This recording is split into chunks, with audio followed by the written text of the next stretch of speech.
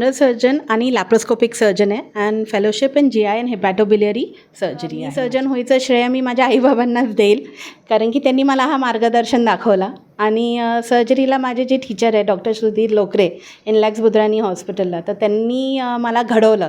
ह्याच्यामुळे मी त्यांना थँक्यू. MBBSला आल्यानंतर आम्हाला रोटेशन असतं वेगळ्या वेगळ्या फील्ड्समध्ये, तिथे आम्हाला थोडी माहिती मिळते. तर तिथे मला सर्जरी खूप ॲडव्हेंचरस वाटलं, बिकॉज तुमच्या एका मिनटाच्या निर्णयाने तुम्ही एखाद्या पेशंटच्या लाईफला खूप म्हणजे इम्पॉर्टंट डिसिजन होऊ शकतं, तुम्ही लाईफ वाचवू शकतं. नमस्कार, मी अमित मुंडिक. 5KMमध्ये आपलं स्वागत आहे. नॅशनल डॉक्टर डे निमित्त आज आपल्यासोबत आहेत डॉक्टर रचना गायडोळे. मॅम नमस्कार. नमस्ते. हॅलो मॅम, तुमचं स्पेशलायझेशन कशामध्ये झालेलं आहे? हां, मी जनरल सर्जन आणि लॅप्रोस्कोपिक सर्जन आहे and fellowship in GI and hepatobiliary surgery आहे माझी. मॅम, नॅशनल डॉक्टर डे निमित्त तुम्ही काय मेसेज द्याल आणि तुम्ही डॉक्टर झालात याचं श्रेय कोणाला देणार? मेसेज म्हणजे पहिलं की स्वतःच्या तब्येतीला दुर्लक्ष करू नका.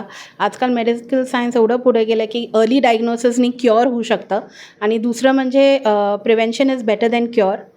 श्रेय म्हटलं तर मी सर्जन व्हायचं श्रेय मी माझ्या आईबाबांनाच देईल, कारण की त्यांनी मला हा मार्गदर्शन दाखवला. आणि सर्जरीला माझे जे टीचर आहे डॉक्टर सुधीर लोकरे इनलॅक्स बुद्राणी हॉस्पिटलला, तर त्यांनी मला घडवलं. ह्याच्यामुळे मी त्यांना थँक्यू म्हणेल. आणि ऑफकोर्स मी जिथे आता काम करते भारती विद्यापीठ, इथे माझे सीनियर सर्जन सीनियर कलिग्स ज्यांनी मला जेव्हा मला अडचण आली तेव्हा मदत केलं, त्या सगळ्यांना श्रेय देईल माझ्या सक्सेसचं आणि माझ्या करिअरसाठी.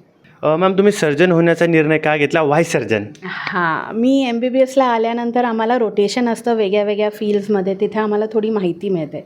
तर तिथे मला सर्जरी खूप ॲडव्हेंचरस वाटलं, बिकॉज तुमच्या एका मिनटाच्या निर्णयाने तुम्ही एखाद्या पेशंटच्या लाईफला खूप म्हणजे इम्पॉर्टंट डिसिजन होऊ शकतं, तुम्ही लाईफ वाचवू शकतं.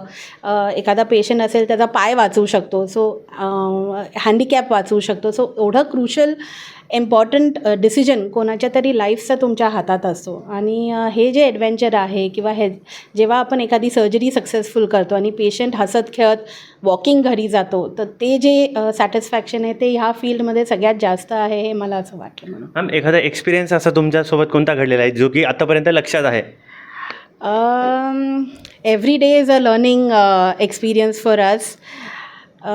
पण लाईक आय सेड की आमच्याकडे एक 18 वर्षाचा मुलगा आलेला, हँगिंग, काही छोटं मोठं भांडण झालेलं आई वडिलांबरोबर.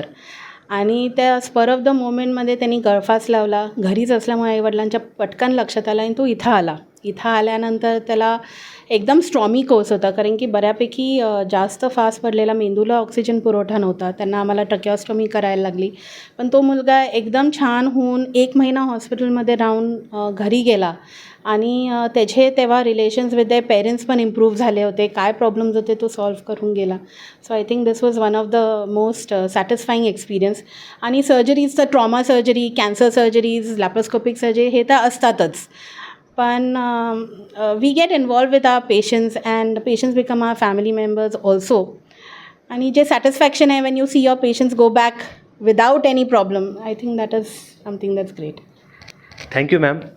तर या होत्या आपल्यासोबत डॉक्टर रचना गायडोळे.